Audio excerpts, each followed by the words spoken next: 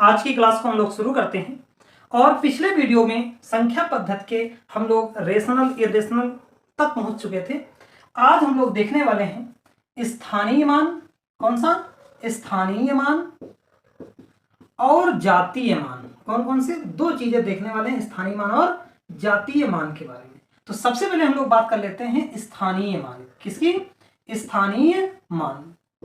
बताइए स्थानीय मान क्या होता है? तो आप कहेंगे कि भैया ये है प्लेस वैल्यू। ये कैसी है? ये है प्लेस वैल्यू। और इसको हम लोग कैसे देखते हैं? तो जैसे मैं एग्जांपल से आपको ये चीज समझाऊं तो आपको ज्यादा समझ में आएगा। जैसे मैं ये कहूं कि एक नंबर है 3 8 5 7 6, ठीक है। मैं आपसे पूछूं कि बताइए 8 का स्थानीय मान क्या है, तो आपको ज्यादा कुछ रटने की जरूरत नहीं है। बस एक काम करिए कि भैया ये जो 8 है ना, ये किस स्थान पर बैठे? तो आपने कहा इकाई, दहाई, सैकड़े, हजार, यानी ये हजारवें स्थान पर बैठे हैं। इसका मतलब इनके आगे 3 जीरो होने चाहिए, ठीक है। यानी आपको बस सिंपली से ये समझ लेना है कि जिस नंबर का स्थानीय मान पूछे उसको लिख लीजिए। इस नंबर के दाहिनी तरफ देखो, इस नंबर के दाहिनी तरफ जितने अंक आपको दिख रहे हैं उसकी जगह पर जीरो लिख दीजिए। यही इस नंबर का स्थानीय मान हो गया। अब आप अगर आपसे कोई पूछे कि बताइए 5 का स्थानीय मान क्या होगा, तो आप कहेंगे भैया 5 लिख दिया है। अब यहाँ पर 2 अंक हैं तो 2 जीरो लगा दिया, ये इसका 5 का स्थानीय मान हो गया। अगर मैं आपसे पूछूं कि 3 का स्थानीय मान क्या है, तो आप कहोगे 3 और यहाँ पर 1 2 3 4 जीरो हैं, 4 जीरो लगा देंगे, ये इसका स्थानीय मान हो गया। यानी स्थानीय मान वह है जिस पर कोई अंक जिस स्थान पर आता है वो अपने मान के साथ आता है। अब इस बात को ऐसे समझिए, देखो जैसे मैं आपसे कहूं कि आपको लिखना है 123, तो क्या लिखोगे? 123। तो आप कहोगे पहले 100 लिखेंगे, फिर उसमें 20 जोड़ेंगे, फिर उसमें 3 जोड़ देंगे, तो ये 123 हो जाएगा, ठीक है। तो अगर आपसे कोई पूछे बताइए 20 का स्थानीय मान क्या है, तो आप कहोगे सॉरी 2 का स्थानीय मान क्या है, तो आप कहोगे 20। अगर आपसे कोई पूछे 1 का स्थानीय मान क्या है, तो डबल जीरो। यानी क्या है कि अपने अपने स्थानों पर देखो, आप हम लोग ऐसी संख्या पद्धति बनाते हैं तो ऐसे लिखते हैं कि पहला अंक इकाई का होता है, कहेंगे बिल्कुल। दूसरा अंक दहाई का होता है, कहेंगे बिल्कुल सही। और तीसरा अंक सैकड़े का होता है, ठीक है। इसका मतलब इकाई पर जो भी अंक आएगा उसमें 1 का गुणा होगा, और दहाई में जो भी अंक आएगा वो 100 से 10 से गुणा होगा, सैकड़े में 100 से गुणा होगा, और हजार में 3 से गुणा हो जाएगा। तो इस आगे बढ़ जाते हैं। अब एक क्वेश्चन से और समझते हैं इस चीज को कि भाई स्थानीय मान और क्या होता है। जैसे मैंने एक संख्या लिखी, सपोज करो मैंने वो संख्या लिखी कितनी? 3 8 6 7। मैं आपसे पूछूं कि बताइए 8 का स्थानीय मान क्या है, तो आप कहोगे 8 1 2 3 3 जीरो लगा दिया, ये इसका स्थानीय मान हो गया। तो स्थानीय मान आप समझ गए। स्थानीय मान में कोई दिक्कत किसी को नहीं ना, ठीक है। अब आते हैं जातीय मान पर। किस पर? जातीय मान पर। इसको हम लोग इंग्लिश में बोलते हैं जातीय मान को फेस वैल्यू, चेहरे वाली वैल्यू, ठीक है। आप कितना भी आप पद बढ़ा लीजिए, आपका जातीय मान कभी नहीं बदलता है। तो इसका मतलब जैसे मैंने यहाँ पर एक नंबर लिखा कि आप जरा सोचिए, मैं आपसे पूछूं 8 का जातीय मान क्या है, तो आप कहोगे भैया 8 जो है ना, इनका चाहे जहां उठा कर रख दो ये रहेंगे 8 ही। यानी किसी भी अंक का जो जातीय मान होता है वह उसकी वही वैल्यू होती है, चाहे वो किसी भी स्थान पर आ जाए तो वह उसका जातीय मान कहलाता है, ठीक है। वो उसका क्या होता है? जातीय मान कहलाता है। क्लियर है बात? समझ पा रहे हैं आपको? ठीक है। तो जातीय मान क्या है कि किसी भी अंक का जातीय मान वही अंक होता है, वो चाहे जिस स्थान पर आए। जैसे मैंने ये कहा कि बताइए 3 का जातीय मान क्या है, तो 3 है, ठीक है। इस बात को आप समझ पा रहे हो। तो जातीय मान स्थानीय मान भी हो गया। अब आते हैं, अगर आपसे कोई पूछे कि बताइए इकाई के अंक का जातीय मान और स्थानीय मान कितना होता है, जैसे मैंने पूछा 8 का स्थानीय मान क्या है, तो दोस्तों आप बताओगे भैया 8 जो है ना वो तो लिख दिया, लेकिन क्या इसके बगल कोई नंबर है, तो आपने कहा नहीं, तो यही इसका स्थानीय मान हो गया। और अगर मैं आपसे पूछूं कि इसका जातीय मान कितना है, तो आप कहोगे भैया जातीय मान में भी 8 ही होगा। तो आपको ये बात याद रखना है कि इकाई के अंक का, किसके? इकाई के अंक का स्थानीय मान, इकाई के अंक का स्थानीय मान और जातीय मान एक समान होता है, ठीक है। इकाई के अंक का स्थानीय मान और जातीय मान एक समान होता है। अतः इकाई के अंक के स्थानीय मान तथा क्या बेटा? जातीय मान। कौन सा? जातीय मान यानी फेस वैल्यू मान का अंतर अंतर सदैव कितना आएगा बताइए जरा, सदैव शून्य प्राप्त होगा, सदैव 0 प्राप्त होगा। ठीक है, शून्य प्राप्त होगा, ये बात आपको क्लियर रहेगा।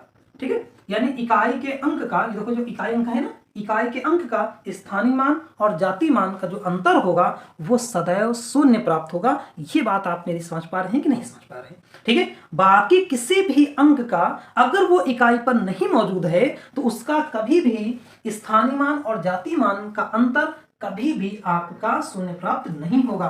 ठीक है, अब देखो कभी कभी इससे सवाल कैसे बनते हैं, तो चलो जाति मान स्थानीय मान के सवाल देख लेते हैं। जैसे मैंने ये कहा 5 6 7 8 ऐसे, ठीक है 8। अब यहां पर एक नंबर और लिख दिया के 8 के स्थानीय मान के स्थानीय मानों का योग होगा। जैसे ये आ गया योग होगा, यानी आपसे पूछा गया तो ये जो नंबर लिखा है 5 8 6 7 8 1, कौन सा 5 8 7 8 1 के 8 के स्थानीय मान का योग कितना होगा। ठीक है, कि 8 के स्थानीय मान का योग कितना होगा, तो आप क्या कहेंगे कि भैया देखो अब यहां पर क्या है, हमारे पास संख्या है 5 8 6 7 8 1। ये बताइए इस 8 का स्थानीय मान कितना होगा, तो आप कहोगे भैया 8 यहाँ पर लिखा है, इसके बाद एक ही अंक है इसलिए यहाँ पर 1 0 लगा दिया जाएगा। अब अगर आपसे कोई पूछे बताइए इस 8 का स्थानीय मान क्या होगा, तो आपने कहा 8 लिख दिया, 1 2 3 4, तो यहाँ पर 4 0 आपके हमने लगा दिए। अब आपसे योग पूछ रहे हैं, आप सिंपल इसका योग कर दीजिए भैया 80,000 में जोड़ दो 80, तो कितना आ जाएगा 8 0 0 8 0। ठीक है, ये इसका योग हो गया। तो इस टाइप का भी सवाल आपसे पूछ सकते हैं। आपसे ये भी पूछ सकते हैं कि योग का आधा भाग कितना होगा, इनके योग का 3वां भाग कितना होगा, तो आपसे ये भी पूछा जा सकता है। ठीक है, तो अब कंफ्यूज नहीं होना है। ठीक है, किसी प्रकार की कोई समस्या है कमेंट बॉक्स में तुरंत लिखकर बताना है। ठीक, इतने आपको मैं बहुत ही एकदम आराम समझा रहा हूं। जैसे एक इसी में सवाल ये आ जाए कि स्थानीय मान का योग तथा के स्थानीय मानों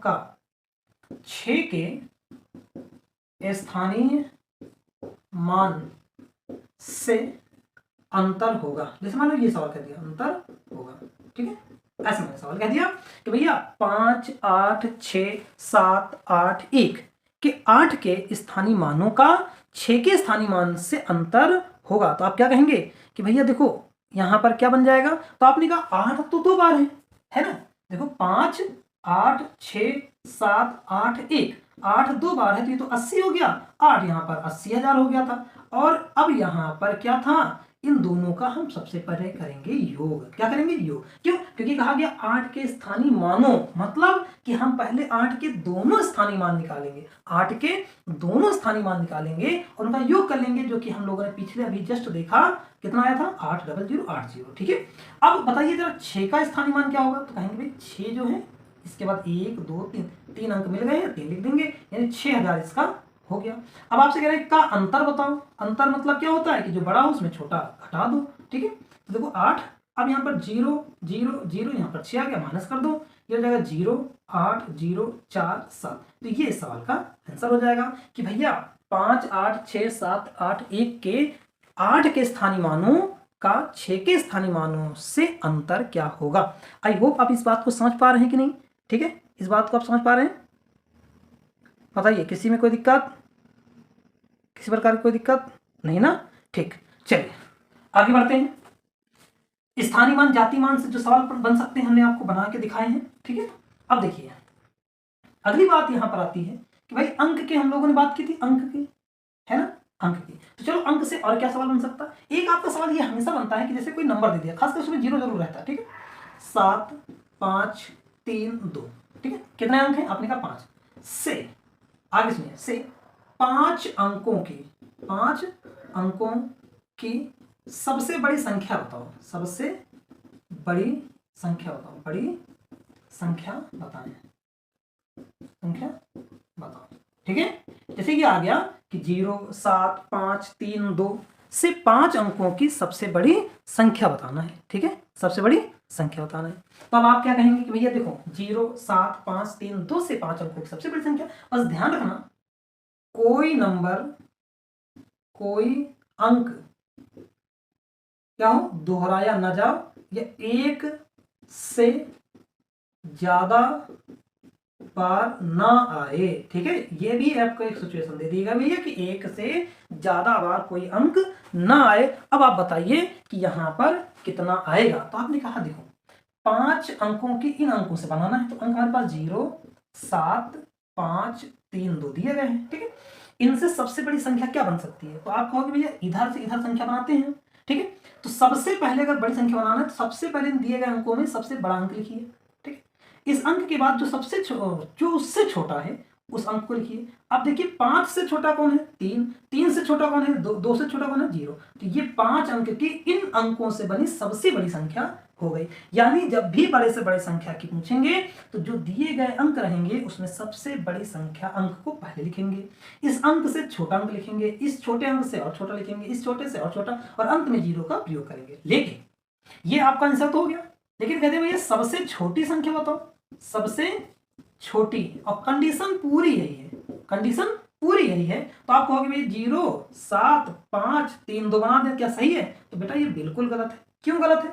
क्योंकि 5 अंक की पूछी गई है और ये देखो 1 2 3 4 ही अंक की आई है। तो आपने कहा ये कैसे? तो देखो आपको ये चीज पता है कि 0 जो है किसी भी संख्या से पहले आ जाता है तो उसका कोई मतलब नहीं होती, कोई उसकी वैल्यू नहीं होती है। तो हमेशा 0 को क्या करेंगे, हमेशा एक सबसे छोटी संख्या के बाद लिखेंगे। क्या करेंगे? सबसे छोटी संख्या के बाद लिखेंगे। तो अब देखो जैसे सबसे छोटी संख्या के बाद जब लिखने की बात कहेंगे तो वहां पर हम लोग क्या करेंगे, अब यहां पर देखेंगे सबसे छोटा अंक कौन है, तो आपने कहा 0। अब छोड़ो 0 से बड़ा कौन है, तो आप कहोगे 2। ठीक है, तो सबसे पहले 2 को लिख दीजिए और उसके तुरंत बाद 0 लगा दीजिए। तो अब ये 0 रिलेवेंट हो गया, उपयोगी हो गया, अब इसकी महत्व रहेगा। अब देखिए 2 से बड़ा कौन है, आपने कहा 3, इसके बगल लिख दीजिए। 3 से बड़ा कौन है? 5, इसके बगल लिख दीजिए। 5 से बड़ा कौन है? 7। तो ये जो है 5 अंक के दिए गए अंकों से सबसे छोटी संख्या आ गई। ठीक है, तो ये जरूर ध्यान रखिए कि किस तरीके से हमें बनाना है। ठीक है, अब हम लोग और बात कर ले, जरा आपसे कह दिया जाए कि इनका अंतर बताओ। ठीक है, तो देखो अब मैं संख्या थोड़ा सा बदल देता हूं। मैं अगर आपसे कहूं कि देखो 0 5 7 9 8 से 5 अंकों की सबसे बड़ी संख्या, ठीक है, 5 अंकों की सबसे बड़ी संख्या और सबसे छोटी संख्या का अंतर बताओ। का अंतर, आपसे योग भी पूछ सकते हैं, अंतर ज्ञात करें। ठीक है, आपसे अगर योग पूछेंगे तो योग कर देंगे, अंतर करें तो अंतर कर देंगे। अब मुझे बताइए कि 5 अंकों की सबसे बड़ी संख्या इन अंकों से क्या बनेगी? तो आप कहेंगे देखो इन सब में सबसे बड़ा अंक कौन है? 9। ठीक है, उसके बाद कौन है? 8, उसके बाद कौन है? 7, उसके बाद कौन है? 5, फिर 0। अभी मैंने समझाया आपको, ये सबसे बड़ी संख्या होगी। ठीक है, अब इधर हम सबसे छोटी संख्या की बात करें तो बताइए इन अंकों में सबसे छोटा अंक कौन है? तो आपने कहा 0, लेकिन 0 से शुरुआत तो कर नहीं सकते, क्योंकि 0 से शुरुआत करेंगे तो ये हमारा क्या हो जाएगा? 4 ही अंक की संख्या आएगी। सबसे पहले 0 से बड़ा कौन है? तो आपने कहा 5, 5 को लिख दिया। इसके तुरंत बाद सबसे छोटा अंक लिख दीजिए। अब 5 के बाद क्या आता है? तो आपने कहा 7, 7 के बाद क्या है? 8, 8 के बाद क्या है? 9। तो ये सबसे छोटी संख्या होगी। देखो ये सबसे बड़ी संख्या बन गई, सबसे बड़ी संख्या बन गई। ठीक है, और ये सबसे छोटी संख्या बन गई, सबसे छोटी। अब आपसे दोनों का अंतर पूछ रहे हैं तो आप अंतर कर दीजिए, माइनस कर दीजिए। 9 में 0 में 9 तो जाएगा नहीं, तो आप हासिल लेंगे तो यहाँ जाएगा 10, 10 में 9 जाएगा, 1 बचेगा, यहाँ पर बचा 4। अब 4 में 8 तो भाग वो अंतर होगा नहीं, तो आप बगल से अंतर लोगे, मतलब हासिल लोगे, 14 आएगा। 14 में 8 जाएगा, 6 बचेगा। ठीक है, यहाँ पर 6 बचा, 6 में 7 तो जाएगा नहीं, तो बगल से हासिल लेकर 16 बनाएंगे, 16 में 7 जाएगा, 9 बचेगा। ठीक है, अब यहाँ पर 7 है, 7 पूरा पूरा आ जाएगा, 9 में 5 जाएगा, 4 बन जाएगा। तो ये इस सवाल का आंसर है। अंतर निकालना होगा तो भी हम लोग बहुत ही आसानी से निकाल लेंगे। अब हम लोग एक और टॉपिक को देखते हैं, ये भी आपके पेपर में बहुत इंपॉर्टेंट पूछा जाता है कि अगर मैं आपसे कहूँ, देखिए बहुत ही इंपॉर्टेंट सेशन होने वाले, इसलिए इनको बहुत ध्यान से रखिएगा। ठीक है, इसमें किसी प्रकार की कोई भी कंफ्यूजन नहीं है। अभी अंक पर ही हम अगर बात करें, अंक पर ही क्वेश्चन कर रहे हैं अभी। देखो अंक में और क्या क्या सवाल बन सकते हैं। ठीक, मैं आपसे पूछूं कि बताइए 1 से 10 तक की गिनती, ठीक है, गिनती लिखने में कितने अंक लगे, कितने अंकों का प्रयोग हुआ? क्या हुआ? प्रयोग हुआ। ठीक है, मान लो ये सवाल ऐसे आ गया, भैया 1 से 10 तक की गिनती लिखने में कितने अंकों का प्रयोग हुआ, तो अब आप किसको कैसे बताएंगे। तो आपने कहा चलिए देख लेते हैं, अंकों का ही खेल है सब, ठीक है।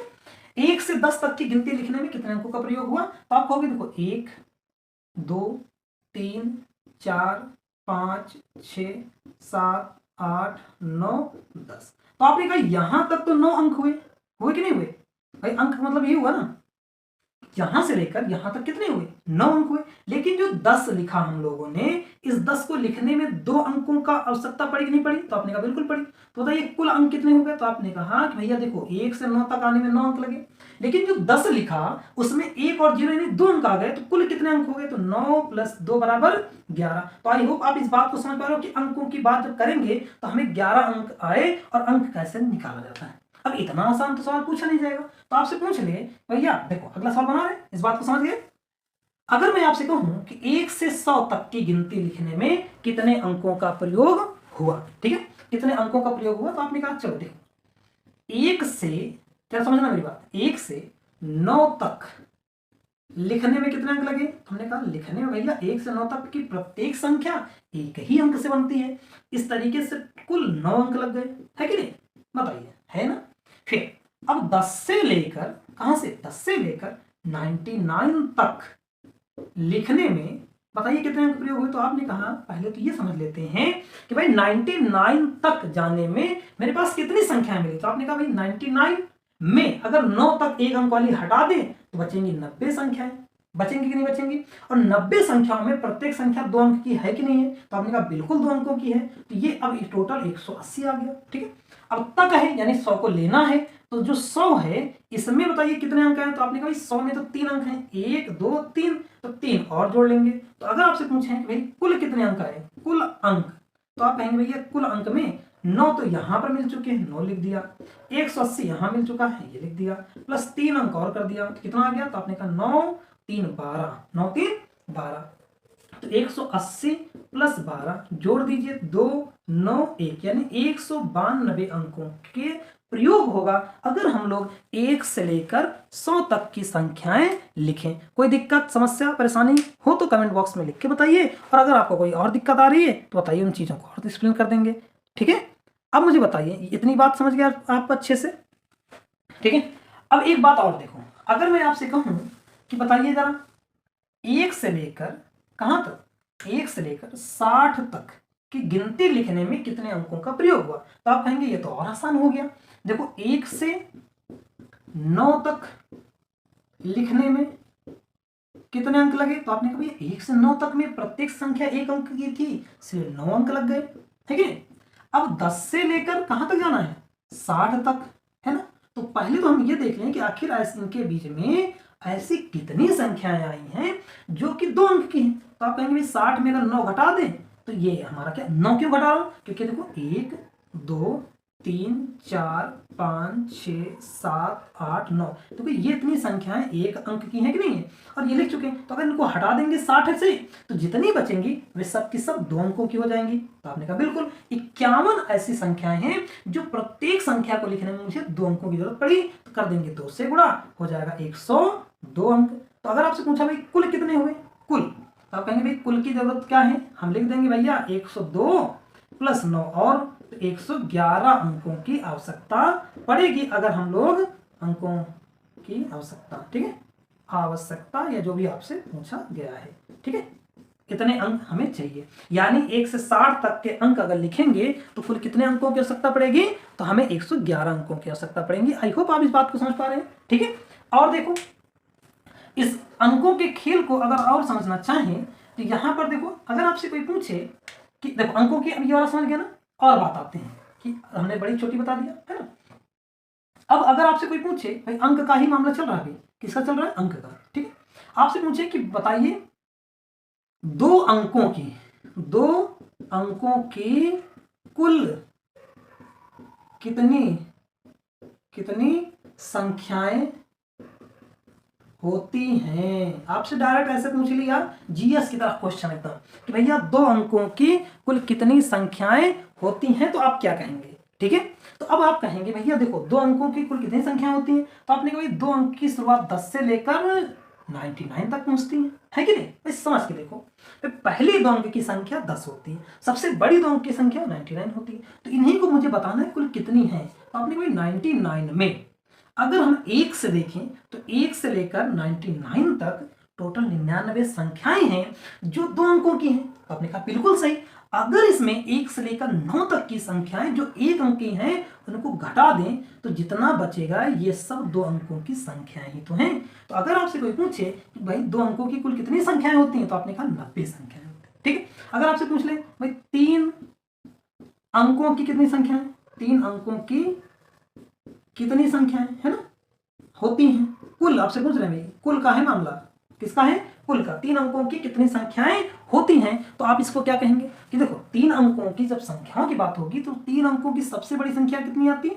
99। ठीक है। और इसकी शुरुआत कहां से होती है? तो आपने कहा 100 से, यानी 100 से लेकर 999 तक के अंक 3 अंकों के होते हैं। तो आखिर कुल कितनी है? तो आपने कहा भाई 999 में अगर हम 1 से लेकर 99 तक के अंक घटा दें तो जो मिलेगा वो 3 अंकों की कुल संख्याएं तो होंगी। तो आप ये बात समझ पा रहे नहीं समझ पा रहे? भाई 99 क्यों घटाया? क्योंकि 99 तक एक अंक और दो अंकों की सारी संख्याएं आ जाती हैं। तो अगर इस 999 में 99 को माइनस कर देंगे तो जो आएगा यह टोटल 3 अंकों की संख्याएं आ जाएंगी।